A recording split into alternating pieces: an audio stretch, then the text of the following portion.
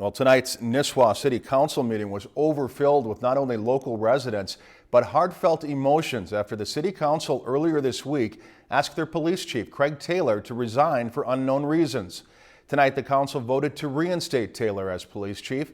Hannah Tran attended tonight's meeting and captured a heated environment. Does anybody think that's fair?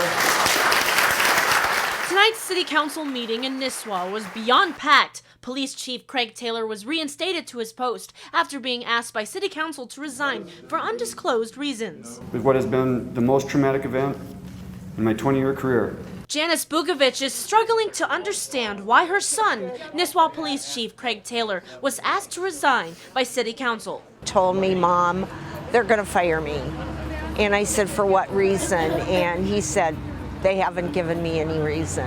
The community of Nisswa is shrouded in uncertainty and frustration, seen here at a closed meeting, which was adjourned by council members within minutes. Cowards! Frustration escalated from sun up to sundown, continuing until Wednesday evening's second meeting. 4 people would make the decision on a man's 17-year career to just get rid of him for no reason, for no regard for his family, the financial burden that they would be put under. The city made the proposition to Chief Taylor, if you will resign, we will give you a year's salary. But Chief Craig Taylor himself denied the offer. Joe Meyer, a close friend and member of local law enforcement, is not at all surprised with Taylor's decision. Craig, being the man that I know, denied the package because that left the community with